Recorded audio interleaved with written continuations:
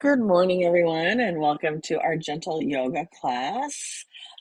Today we are on the fourth yama, and that one is called Brahmacharya, which means non-excess. So before we start our movement practice, I wanted to kind of come back to this idea that yoga is all about stilling the fluctuations of the mind. And so we do that by practicing the ethical practice. So there are 8 limbs of yoga. There's the idea that, most of us think about yoga as movement practice. And that is one of the 8 limbs. We call that one asana. And another one is called pranayama. And this is all about the breath.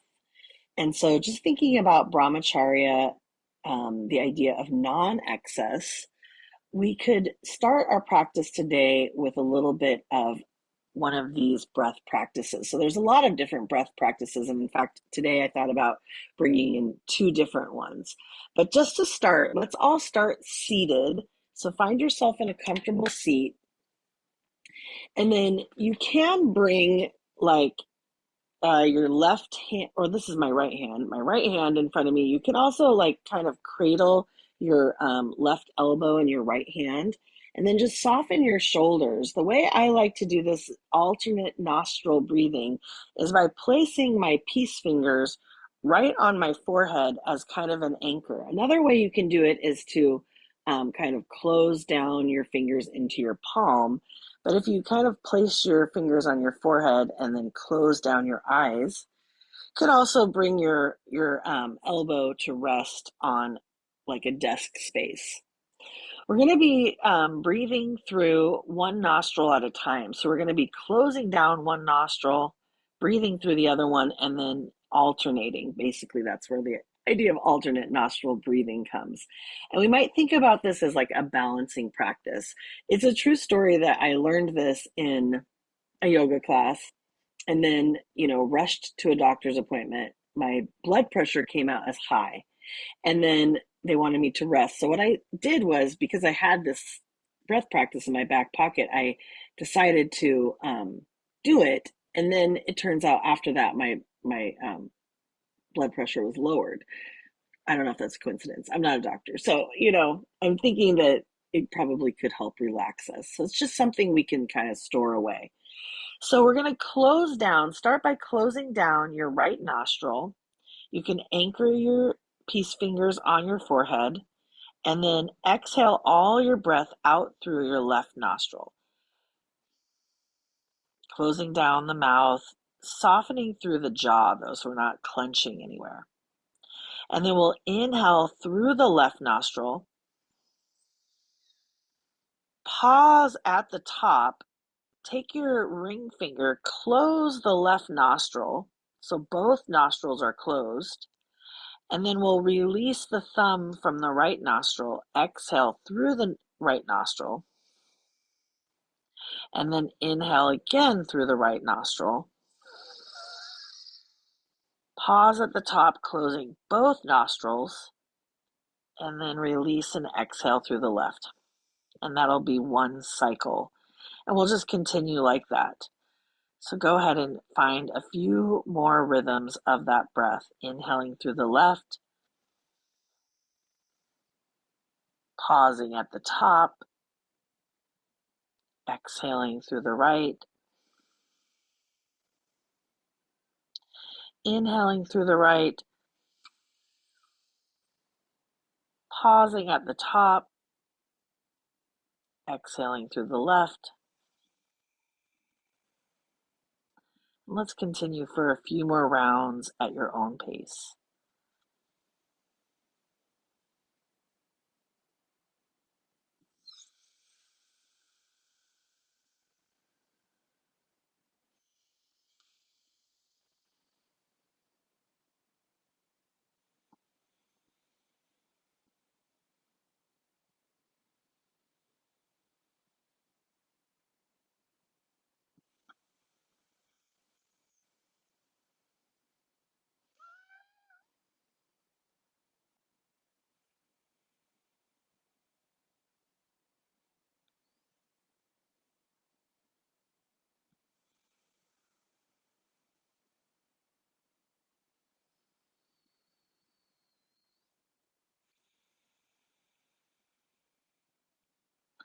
The next time you exhale through the left, you can go ahead and release your hand down.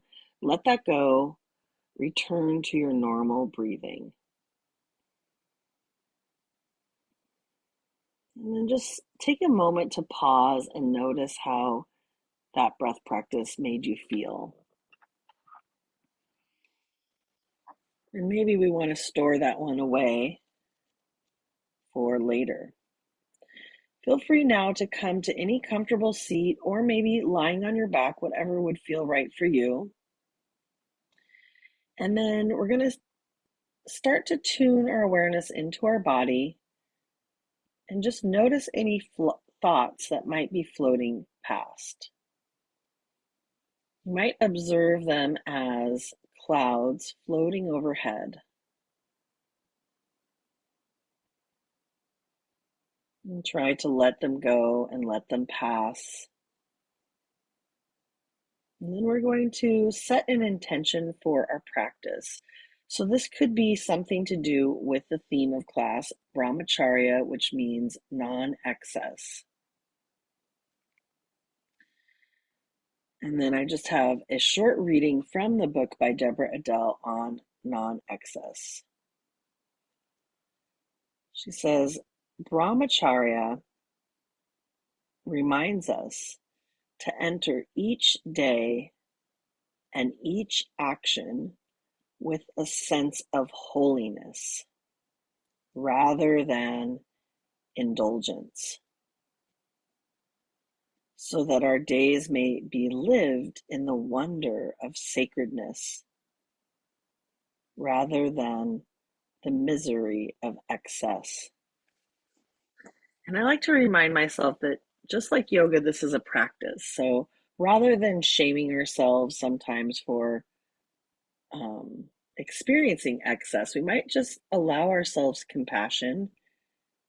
Notice that our culture is trying to basically get us to buy more, right? Consume more. And just allow ourselves to notice how that makes us feel in our bodies, in our environments, and that we can shift that and change that.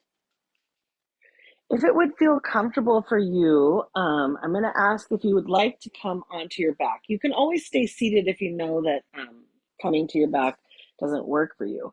I was mentioning before class some idea of props. So I do have these like tune-up balls.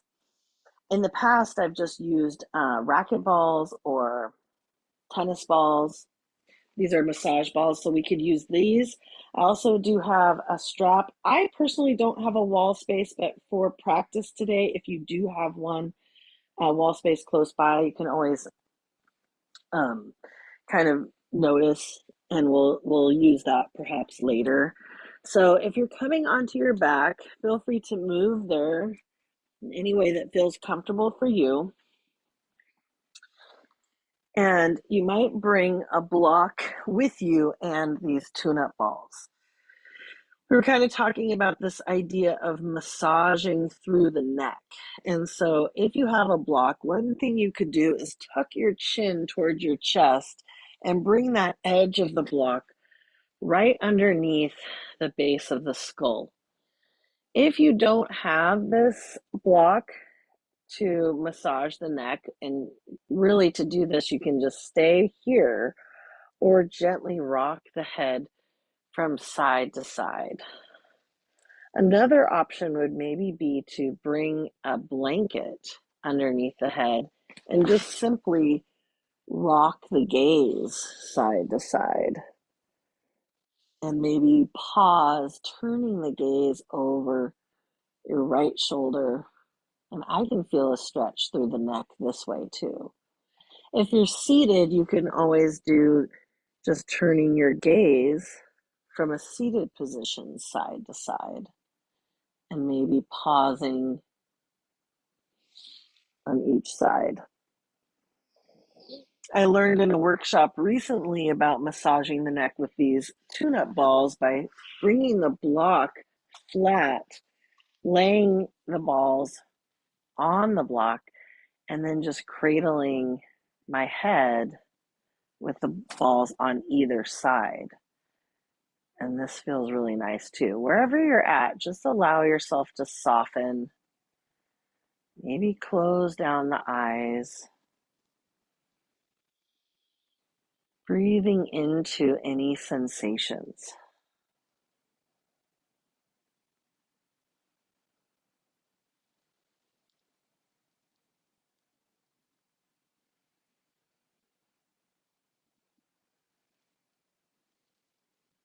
You might find some gentle movement wherever you're at, using whatever props you have.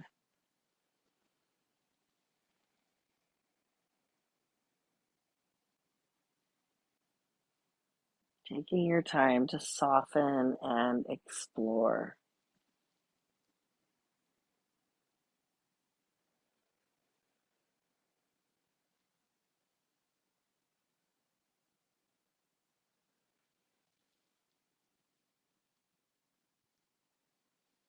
Sometimes we go through life without even really noticing these places of tension in the body.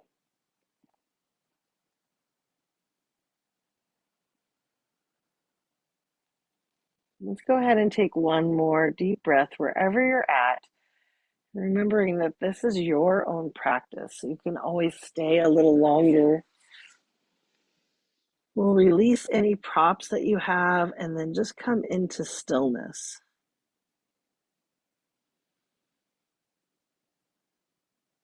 Allowing the tissues that you might have moved to rehydrate.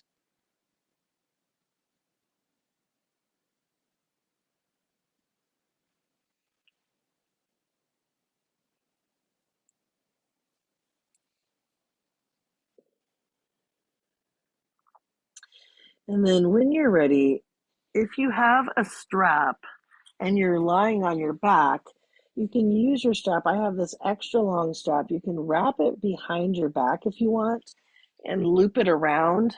We'll start by lassoing the right foot with the strap, and you might give your foot a little massage by bringing the strap side to side.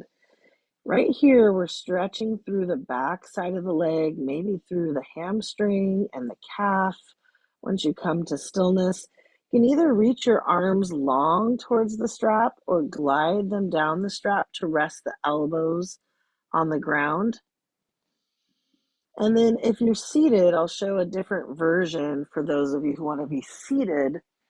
Instead, you can bring one leg to the inner thigh. You can always prop up onto a pillow, and then we're going to get a similar stretch if we can fold over that leg. So this is your choice if you want to be laying on the ground or folding over from a seat.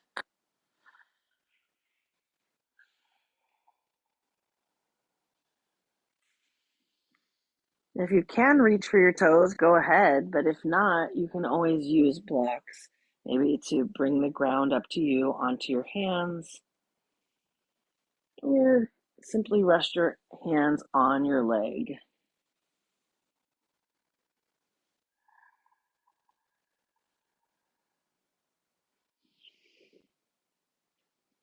Go ahead and take one more nice deep breath on this side.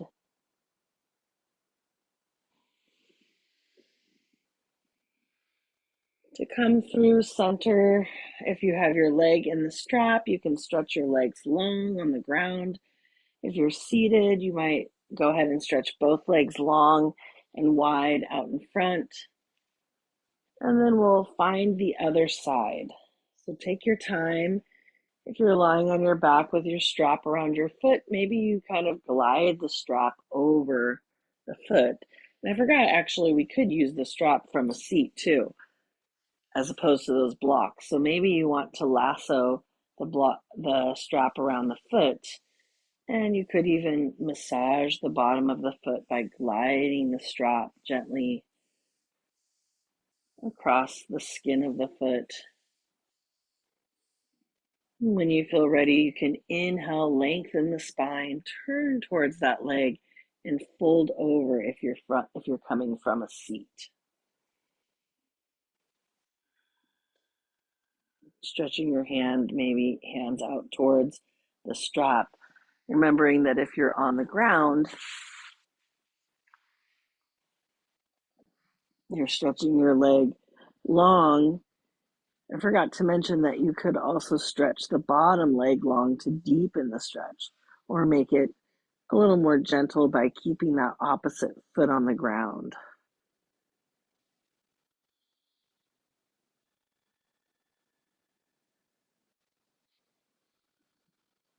Find whatever position works for you and then allow yourself to soften and settle in.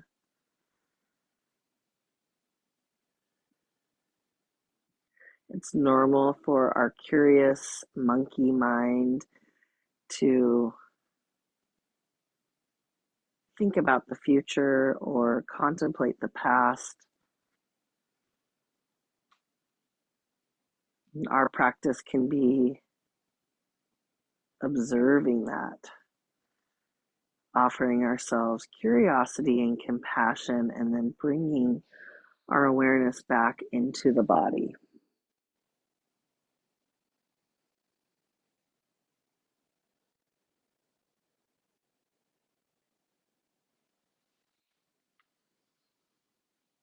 Go ahead and take one more nice deep breath wherever you're at.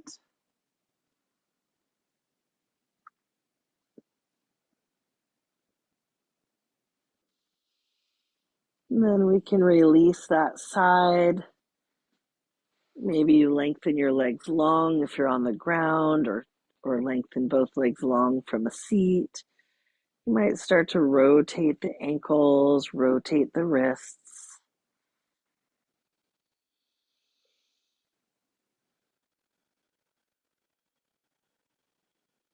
And then we're going to either move to seated if you're not there already. So you can roll over onto one side. As I mentioned before, you might use a pillow or a blanket to prop yourself up. And if it's okay for hands and knees, you might prefer to come to hands and knees instead in tabletop position. We're going to do some movement for the spine now. So you can bring your hands onto your lap with your legs crossed or coming into a chair if you prefer. And we'll inhale to lift the heart forward. We call this cow pose. Exhale to round the spine back for cat. So go ahead and follow the pace of your own breath through cat and cow. This is what it looks like from a seat.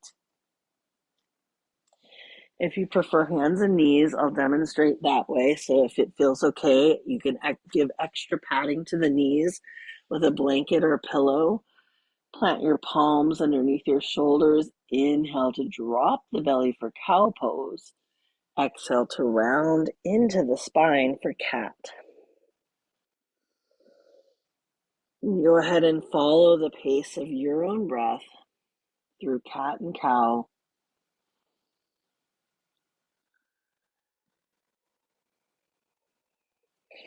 After a few rounds of breath like that, feel free to explore any other movements that might feel good in your body. Maybe you want to draw a nice big circle with the belly button, either from hands and knees or from your seat. You can just start to glide around, opening up maybe through the side of the ribs. And just start to practice awe and wonder at all the different ways in which your spine can move.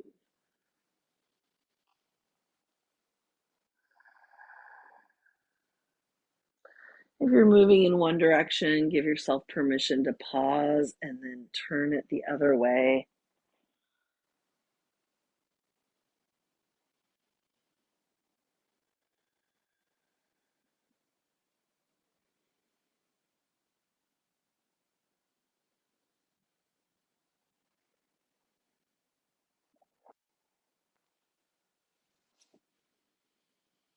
And then if you're in hands and knees, you could start to wag your tail. You come back to center and then feel free to wag your tail from side to side to give yourself a side bend. If you're seated, you can plant one hand on the ground or maybe a block. Bring my blocks over closer. And we can reach one arm up and over, find that side bend. So this is a similar to wagging the tail side to side. Just take your time to stretch on each side.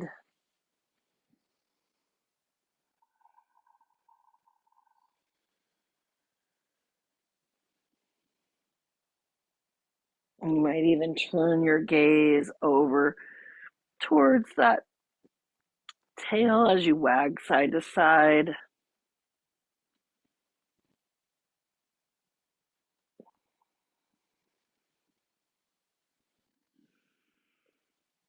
Moving slowly and intentionally.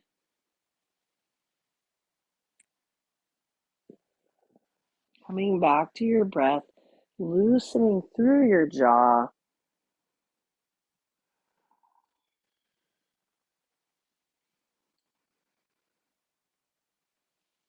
And then we'll come back to center. If it feels okay, let's try a child's pose. So once more, you might take a blanket and pad underneath the knees if you're coming to hands and knees. You might open your knees wide to bring room for your torso, bringing your big toes to touch. And then this is what I've been loving doing recently is this idea of supporting the forehead with one of the forearms, or it could really be both of the forearms. But I love this stretch for underneath my shoulder blade and through my armpit. So I'm gonna stack my right forearm underneath my forehead, reach the left arm long. It's kind of like a half child's pose. You might even find a nice massage for your forearm with the weight of your skull. So you can think about the heaviness of your head, and maybe you can even rock your forehead a little side to side.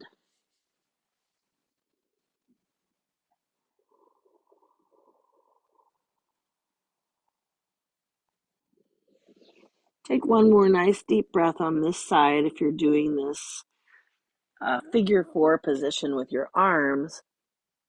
And then we'll switch it out so you can stretch your right arm long, bring your left forearm underneath your forehead.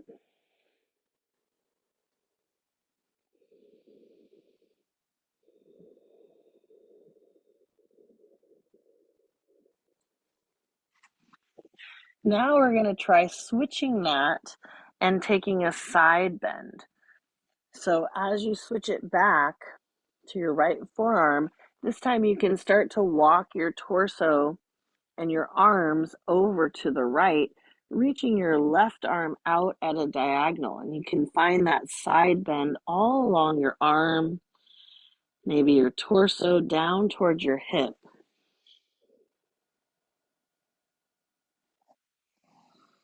Remembering we don't have to go to our absolute edge.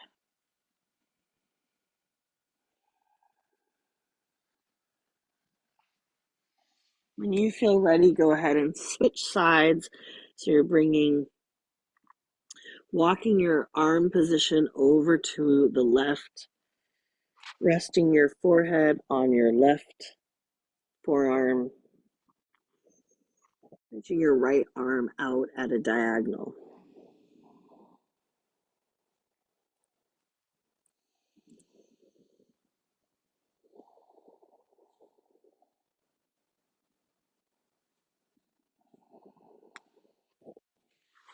Take one more nice deep breath on each side. And then we'll press back up into our tabletop. Bring the knees underneath the hips. And you could walk your hands forward, maybe tucking one toe under at a time to stretch through the back of the calf. And this is kind of actually like a plank prep.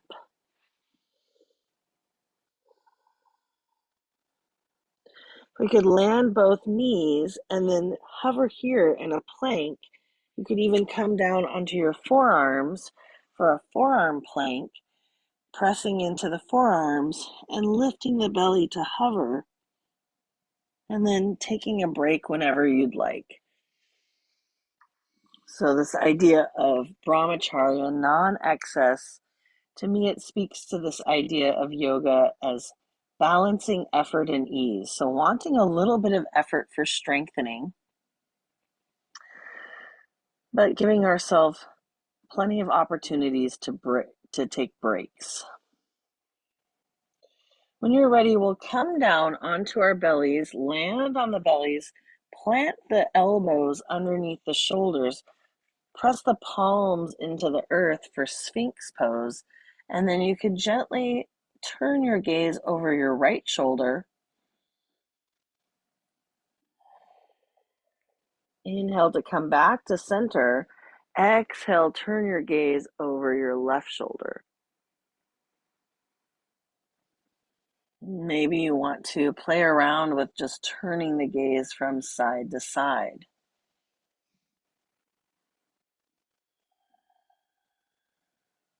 Thinking about gently shaking your head no. What are you wanting to practice saying no to? And then when you're ready, we'll stack the palms, lower the forehead to the back of the hands, or you could also stack the fists, coming into crocodile. Giving yourself this time to rest. It might feel good to bend the knees, allowing the heels to sway from side to side.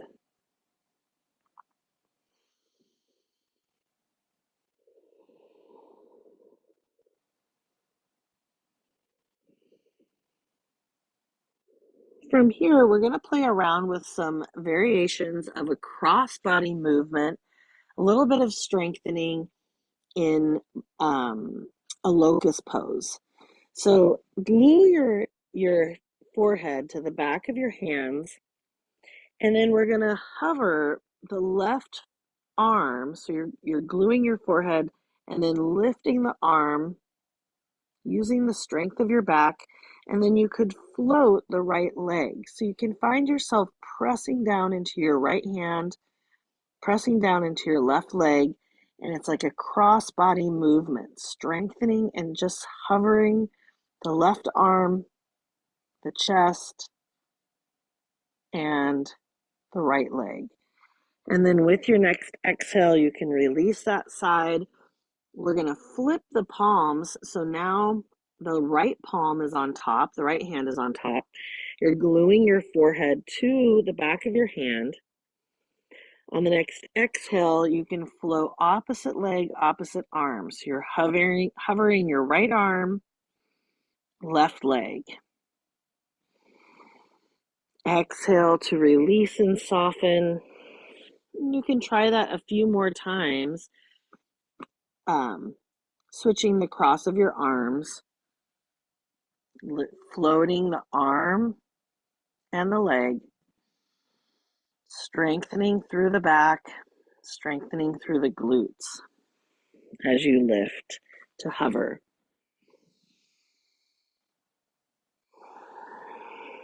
You might inhale to lift, exhale to lower, and it could be just a very micro movement. Whenever you're ready to soften and relax, come back to your crocodile position. And just observe your breath and your body. And then we're going to slide the palms now to be right underneath the shoulders. Your elbows are hugged in towards your ribs, and you can glide the shoulders up and down the back to lift the heart for a baby cobra. On your next exhale, go ahead and soften. Turn your gaze to the right as you soften your left ear towards the ground. Take another breath here to soften. And then on your next inhale, we'll roll the shoulders up, glide them down the back as you lift the heart for a baby cobra. And on your exhale, this time you can either soften your forehead down, or maybe if it feels good to turn your gaze, you can turn your gaze to the left, soften your right ear towards the mat.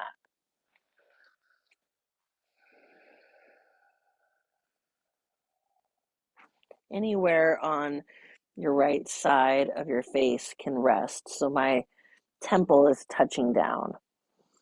Let's do that 2 more times. So inhale to lift the heart for a baby cobra. Softening your hands, so you're not really pressing so much, kind of hovering your hands using the strength of your back. And then turning your gaze, if you like, if that's too intense to turn your gaze to one side, you could just lower your forehead directly down to the ground.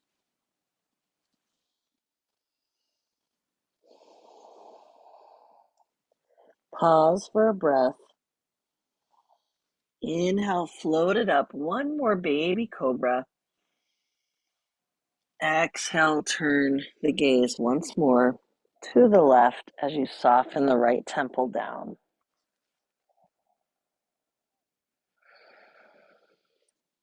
And we'll take one more nice deep breath here. And then we're going to make our way to downward facing dog if you like.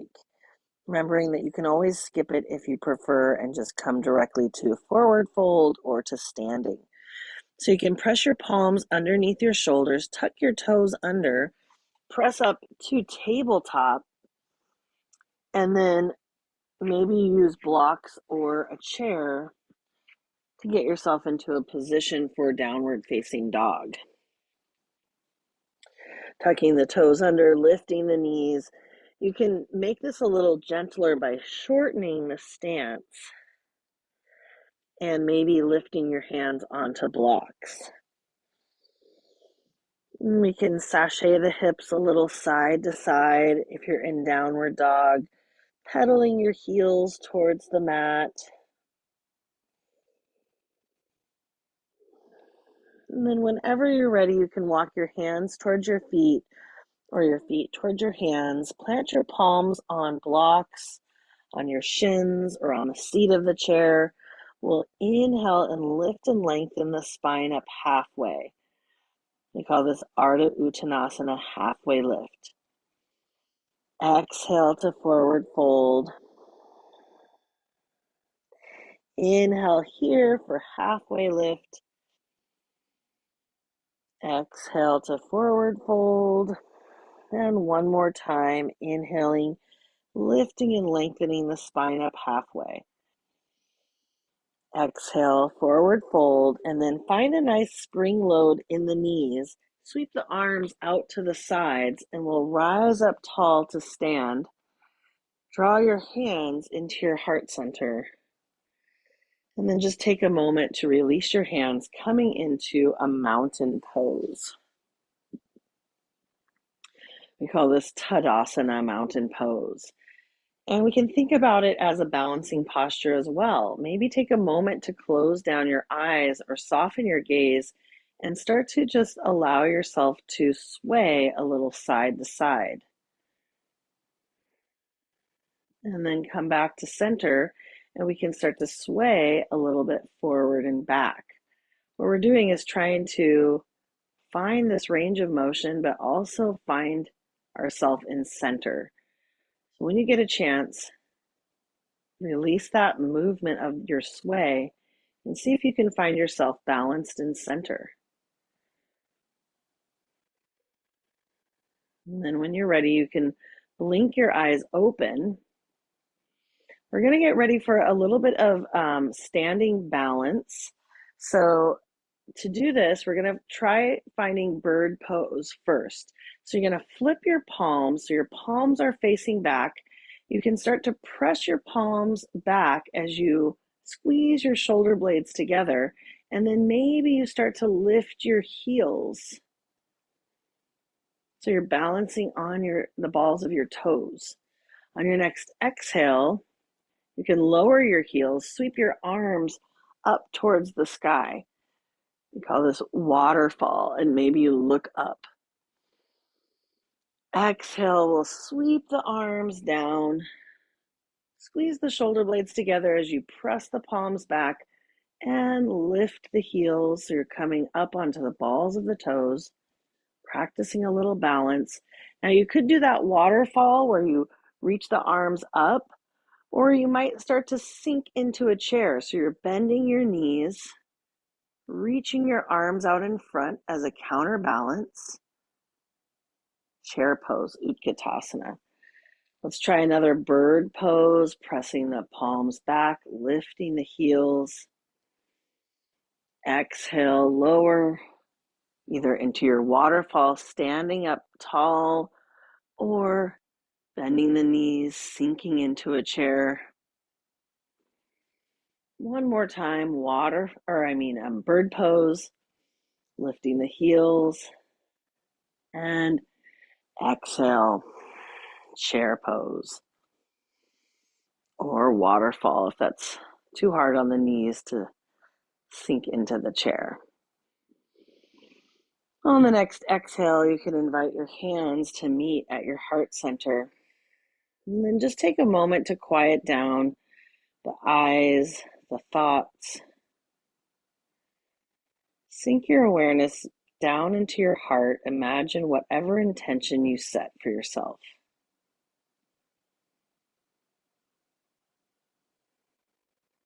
And then we'll blink the eyes open.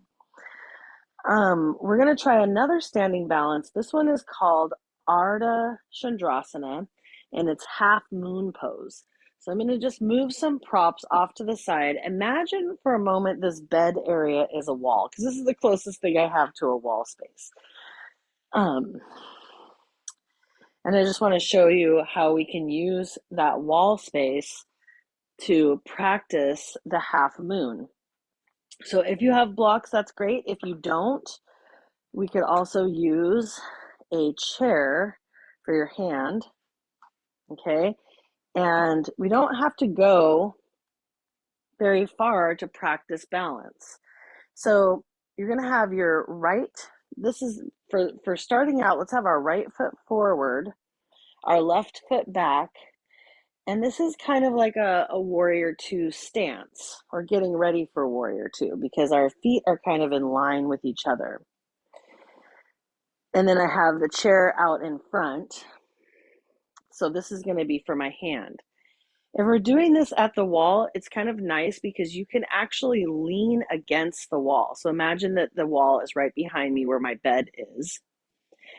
And the wall can catch you if you feel like you're going to fall, or you can simply continue to lean against the wall.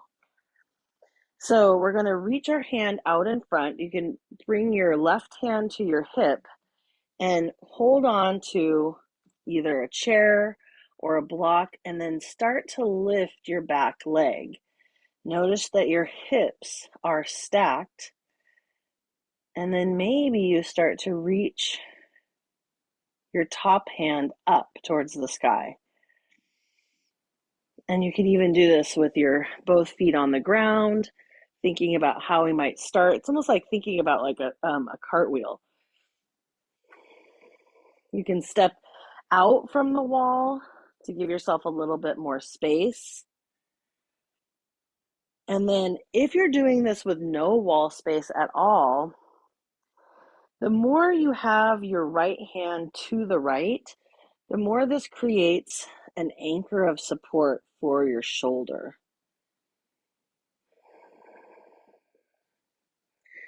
And you might challenge your balance a little bit by turning your gaze up towards your lifted hand. Feel free to come in and out a few times. And once more, we're thinking about practicing our balance. Whenever you feel ready to let that go, We'll come back to mountain pose. Bring your hands to rest on your heart center. Take a moment to close down your eyes or soften your gaze and just feel for the rhythm of your heartbeat. It might be letting you know that you just did some work, some effort. We'll blink the eyes open and then we'll set up to try the other side. And remember that yoga is a practice, so it's all about just giving ourselves permission to try. Try something new, try something challenging. And how do we adjust our mindset around that? So you have your feet in kind of a straight line. Your back toes, this is my right foot, is facing out. My front toes are facing forward. If I'm at the wall, I could literally lean up against it. And that might be really supportive to see about starting to glide forward, glide yourself lifting your back leg, and maybe we come out. And I'm realizing I'm using the side of the bed. Whatever supports will work for you.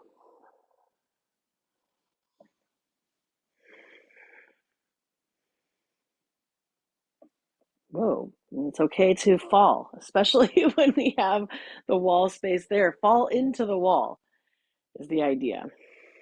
Noticing what muscles we might be recruiting. And then whenever we want to let that go, just come back to your standing mountain pose with compassion, with curiosity, feeling the rhythm of your heartbeat.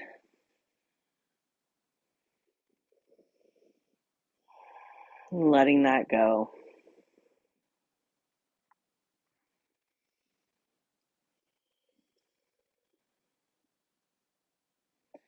Sink your awareness into your heart space and observe your intention for practice, whatever intention you set.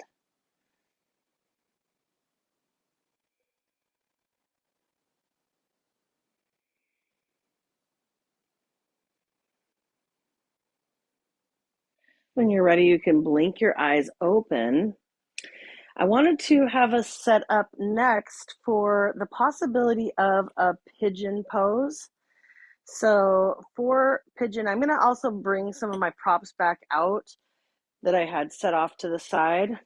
So for pigeon, now we've done before in this class a figure four lying on your back. Why don't I just show the figure four pose? And that way, if you prefer figure four, you could skip pigeon altogether. But I wanted to give you these options. So I'll just show figure four on the bed for convenience sake, since it's right here. And I love a figure four with something for my feet.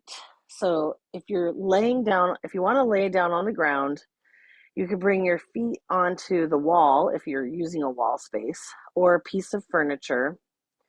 And then you would extend your left leg long, bring your right ankle on top of your thigh, and you're going to draw the shape into the body. Now, I believe we've done this one in class, so this might be familiar. That's why I wanted to demonstrate it in case it's not.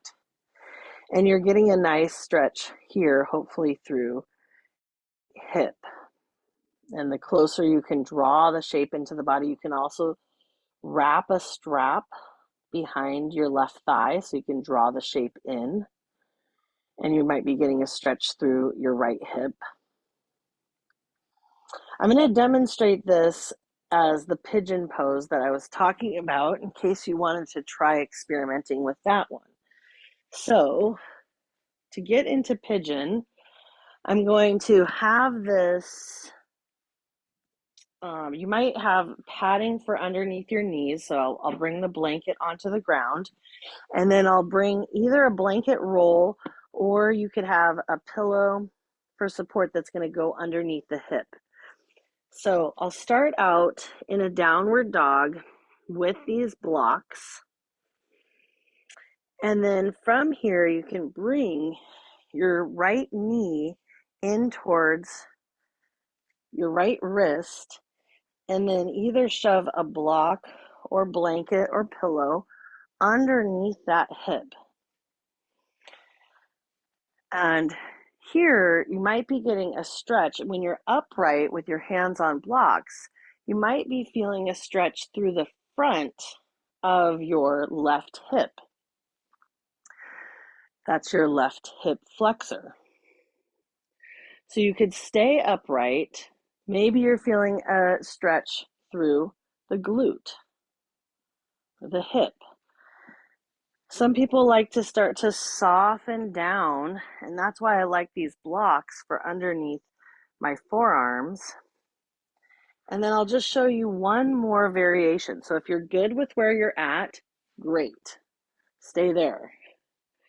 If you want another sort of variation, you could bring your legs into more of a pinwheel shape. So you see I have one leg back, one leg forward, and then you might stack blocks or a pillow out in front, and then you can fold over this front leg for another version of pigeon. If you're lowering your forehead all the way down to the ground, if it reaches, that's great.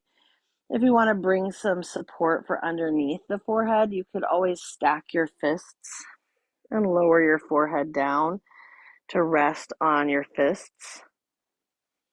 Another way that I like to kind of support the head is to rest my elbows on something and then bring the palms of my hands right onto my eyes.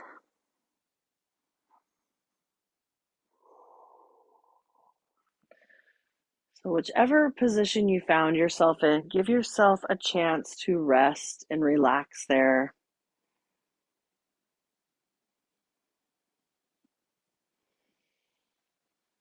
Knowing that this is the right place for you right now, or giving yourself the option to change it up.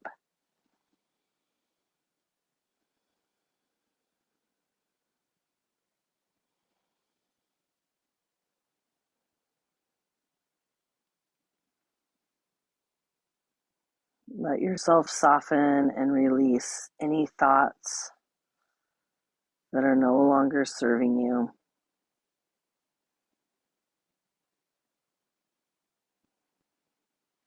And when you feel ready to transition to the other side, take your time in whichever position you chose.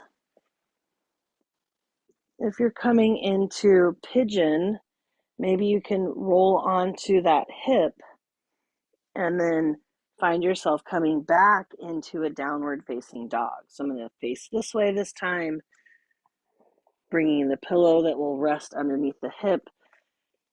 Propping up onto blocks can be helpful, and then bringing the left knee towards the left wrist, extending the right leg back, and maybe starting out upright to feel that stretch in the front of the hip, the front of the right hip. And I feel it a lot in my glute as well. You can wedge the pillow underneath the hip for support. And maybe you come down to rest. If you have two bolsters, you could always bring a big bolster down to rest your forearms or your arms. Remember, you could stack your fists to bring your forehead down, to rest on the pillow of your hands. And if this pose is not working for you, it doesn't feel comfortable, it feels pinchy at all, remembering that you don't have to force yourself into anything that feels uncomfortable. There's sometimes good amounts of discomfort and then sometimes bad amounts of discomfort. So we want to be able to calm our nervous system. Does it feel like a good, useful stretch? Or do we want to find a different option?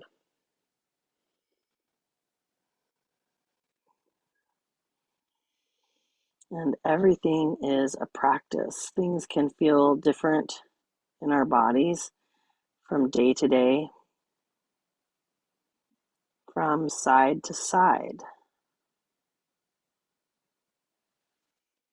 Remembering we have other choices that we can make. So there's the option of the pinwheel pigeon, where your legs are in a pinwheel shape. You can lift and lower over the front knee.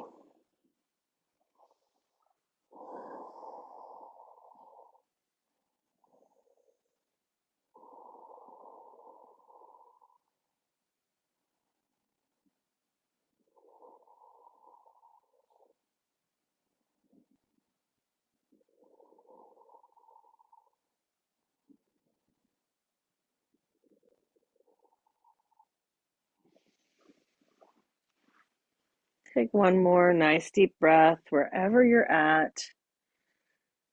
And then to transition out, you can press up to a seat if you're in pigeon.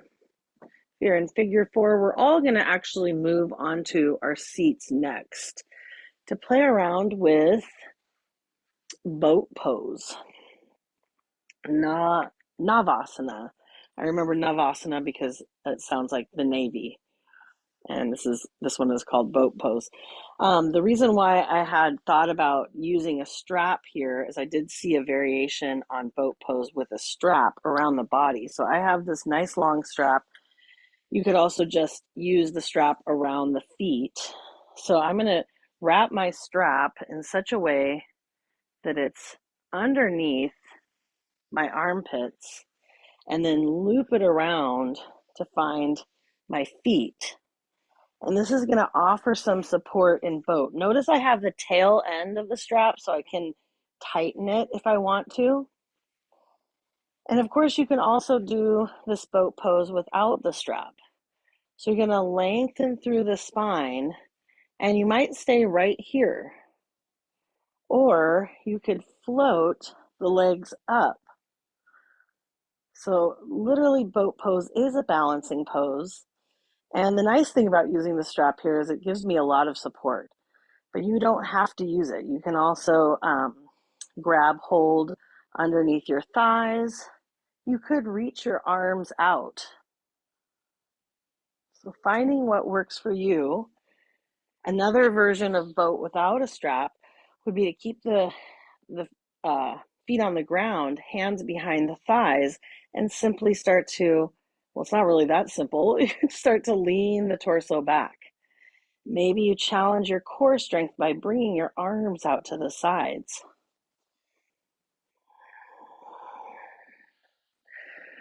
Wherever you're at in boat,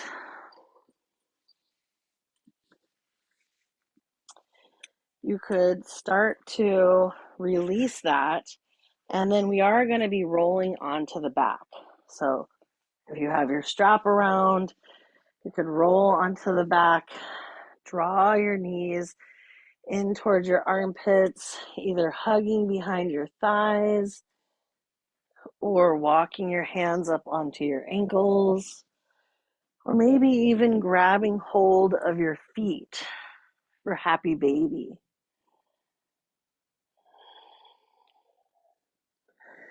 Gently rocking a little bit side to side, stretching one leg long at a time. You could rock onto the knee and stretch the opposite leg long.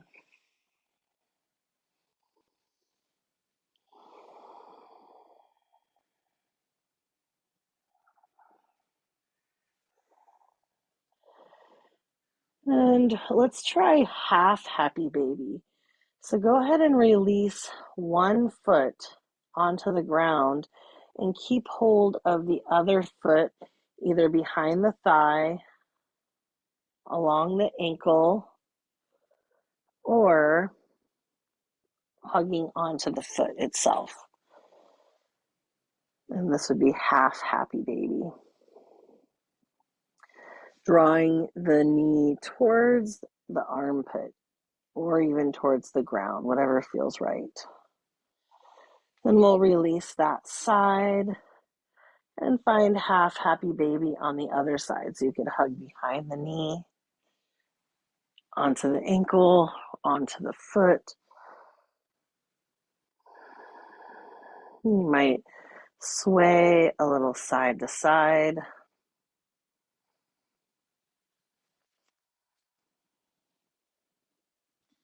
And then when you're ready, you can release that foot.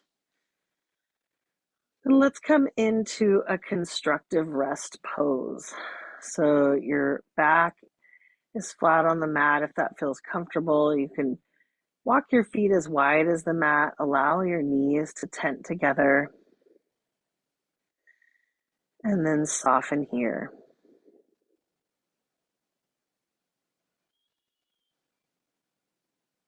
Listen for the sound of your own breath.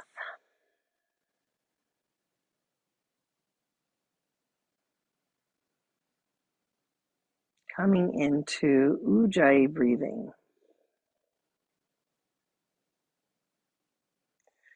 And I said I was going to bring in another pranayama practice, which is a breath practice. And so while we're here lying on our back, this wasn't the one I originally thought of, but since we're laying down, I think I'll include this one instead. Let's do a horse breath. So when you inhale, you can hold for a moment, and then when you exhale, you're going to allow the vibration of your breath to come through your lips, and it's going to sound like this. Okay, and you might even laugh to yourself because there is such a thing as laughter yoga. It's very good for us. So inhale through the nose, exhale. Maybe take a few more horse breaths before you settle. You just notice the effects. Start to scan the body and notice if there are areas of tension that you can soften. Softening through the forehead, relaxing the cheeks and the jaw.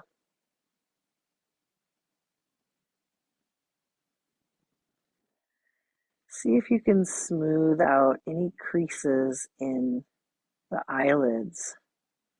Just like you're making a bed, can you smooth them out, any creases? Notice what's happening in the jaw at this moment.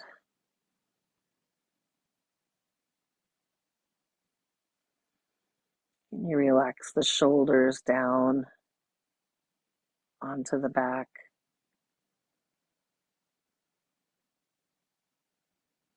And then if there are last shapes that you've done in previous yoga classes that you want to include right now, this would be your invitation to choose your own adventure. Otherwise, I'm going to suggest a longer Shavasana corpse pose. So one other way that you can help yourself relax is if you find it hard for the back to stretch the legs long, you could stay right here in this constructive rest pose. Or another option would be to take a pillow for underneath the knees. You might also bring a blanket over the body to give yourself extra warmth. Could be fun if you have an eye pillow right now to rest the eye pillow on the eyes for just a little bit of weight to sink a little further into a darkened state. Let your arms rest at your sides. And this is our time for integration and rest.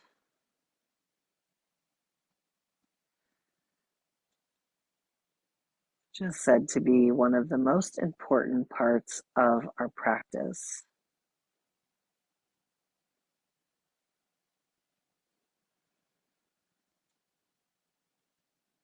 As you rest, I'm going to allow some moments of quiet and then I'll reawaken you with a reading on our theme of Brahmacharya. So, right now, you can quiet your thoughts, still the body, and rest into silence.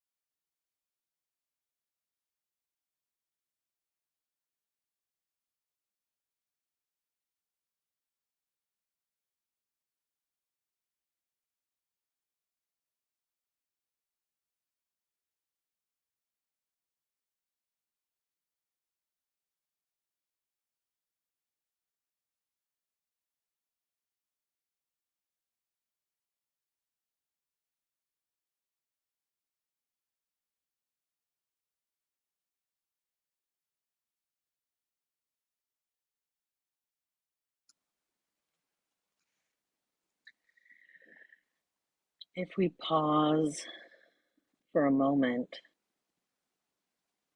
we know that it is the simple things that stir our soul and bless us with happiness. The wind in the trees, the colors of the sky, the touch of a loved one can fill us to overflowing. This overflowing is expansive and humbling, much different than the satiation of excess.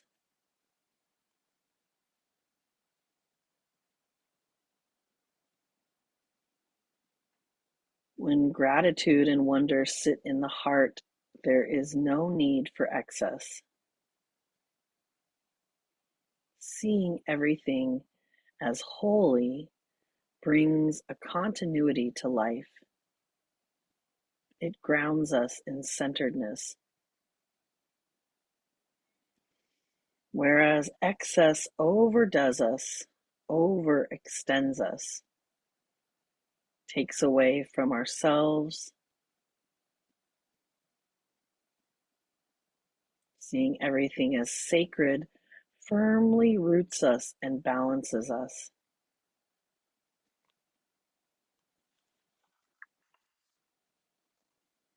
Brahmacharya reminds us we aren't embodied in this form to feel dead, but to feel alive. We aren't embodied to snuff out our vitality and passion through excess, but to bring it to full expression. Howard Thurman understood the importance of our passion to the world when he said, "Don't ask yourself what the world needs. Ask yourself what makes you come alive,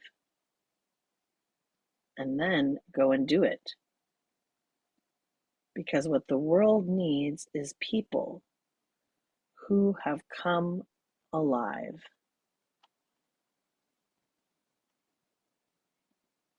You can start to deepen your breath now.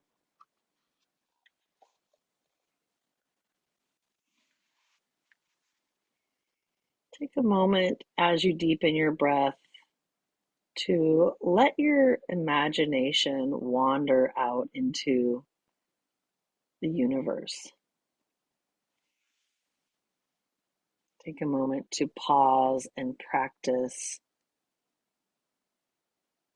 the experience of awe and wonder.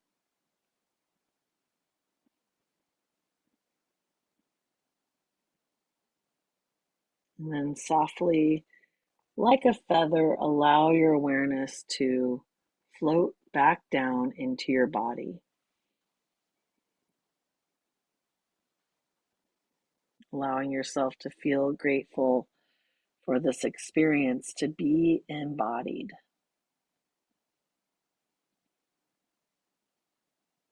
And then you can start to wiggle your fingers and toes, gently rotate your wrists and your ankles.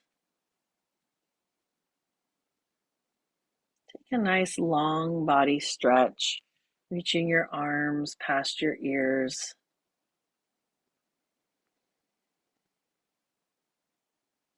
See if you can stretch the right arm and left leg away from each other, and then alternate the opposite limbs, and gently begin to roll over onto your side. You can pause and cradle yourself there, maybe resting your head on top of your upper arm.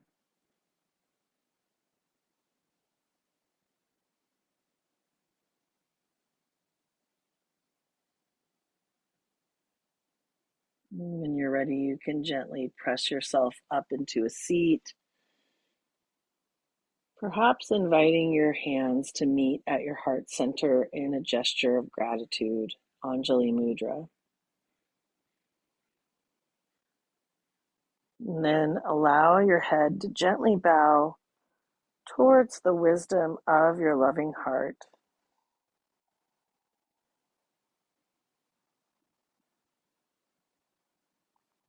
It's such an honor and a privilege to have this opportunity to guide you through your practice. So I want to thank you all so much for being here with me. And I will stick around if you have any thoughts or questions about class.